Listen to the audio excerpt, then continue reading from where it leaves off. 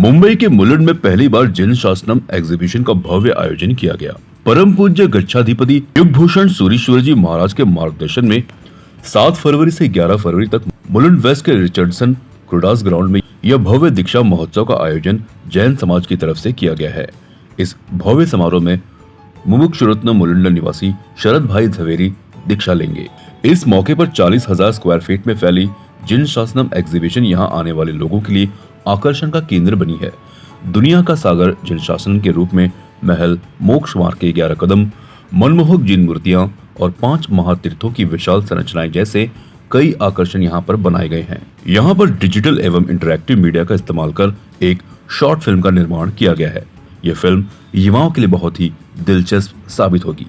इस एग्जीबिशन एवं दीक्षा समारोह के लिए कनाडा से खासकर मुंबई आए हेमंत शाह ने बताया कि दीक्षा के दौरान पहली बार जैन शासन के महत्व को समझाने वाली एक प्रदर्शनी यहां पर लगाई गई है, जहां दिन का दीक्षा विजय प्रस्थान परम पूज्य आचार्य भगवान श्री युगभूषण सूरजी महाराज के पावन आशीर्वाद से होगा।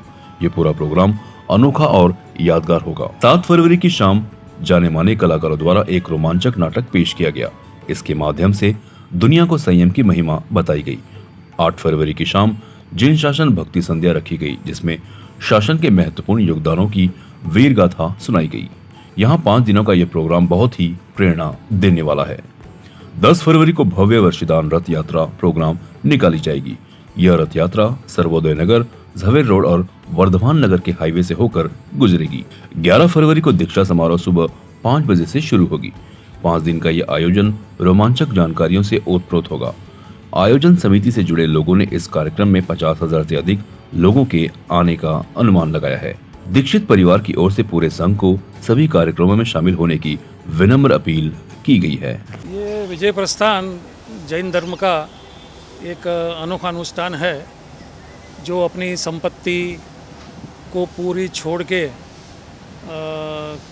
निस्पृही होते हैं, जिसमें हमको उनके पास अभी ज़िंदगी भर 1 रुपया भी नहीं मिलेगा आपको। वो कच्चे पानी को नहीं छुएंगे, कच्चे वनस्पति को नहीं छुएंगे, ना स्त्री को छुएंगे, ना बिजली को छुएंगे। एक एनवायरनमेंट फ्रेंडली जीवन होता है जैन मुनि का। और शरद भाई झवेरी हमारे बहुत उपकारी है, कल्याण मित्र है। वो आज दीक्षा लेने जा रहे हैं, तो उनके लड़के की काफ़ी इच्छा थी कि पिताजी ने हमें इतने संस्कार दिए हैं, तो हम जिन शासन की कुछ शान बढ़े, ऐसा कुछ प्रयत्न करें।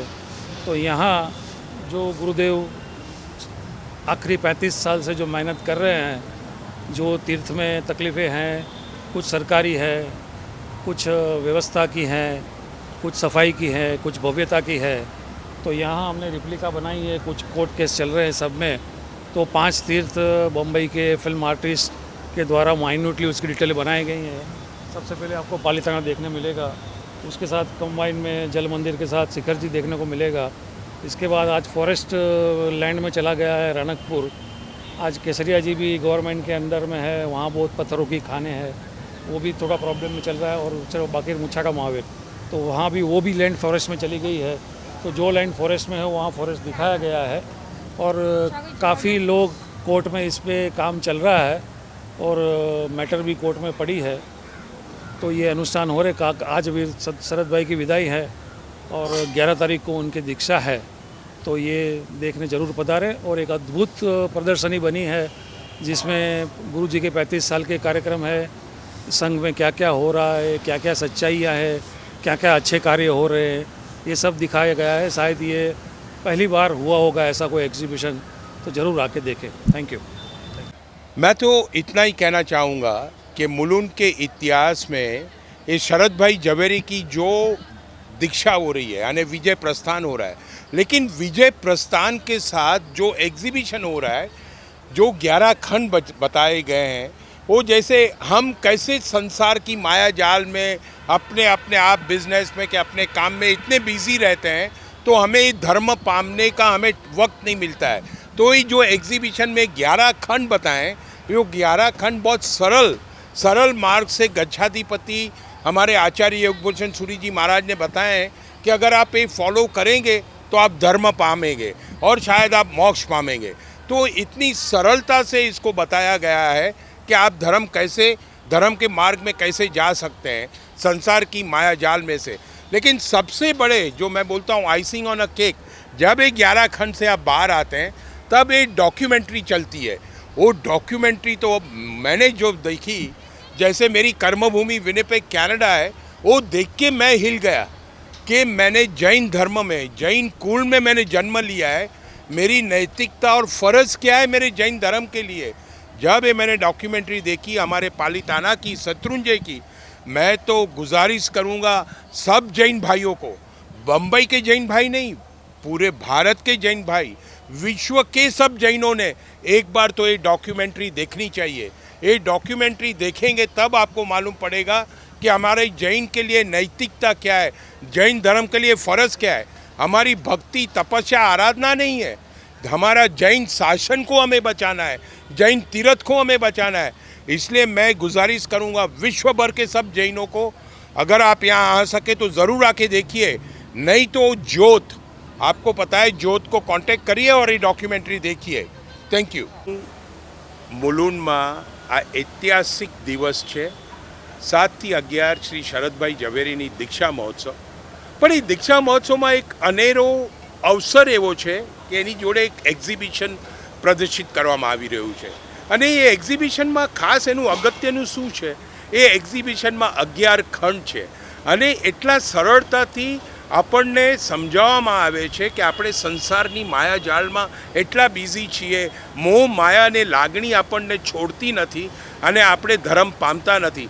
પણ જો આ એક્ઝિબિશનમાં જરૂર એકવાર આપ આવશો અને આપ 11 ખંડમાં જોશો તો આપણને ગચ્છાધિપતિ આચાર્ય પંડિત મહારાજે જે સરળતાથી સમજાવ્યું છે, હું ખરેખર કહું છું, હું પોતે કેનેડાથી આવ્યો છું અને મને એટલું સરસ મારા આત્માને એટલું આમ હું આનંદિત થયો છું। એટલે આપને વિનંતી કરું છું કે આપ જરૂર અહીંયા આવો, આપ પધારો આર્મોલની સામે।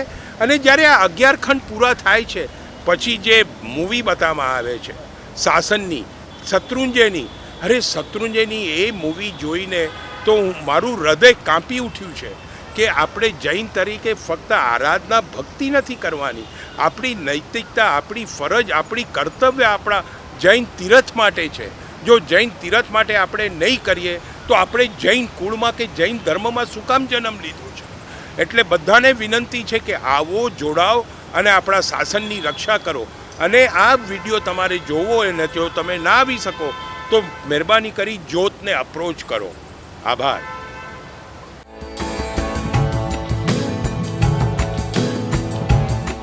CEN न्यूज, देश प्रदेश की ताजा तरीन खबरों के लिए CEN न्यूज को सब्सक्राइब करें और रहें पल पल की खबर से हर पल बाखबर।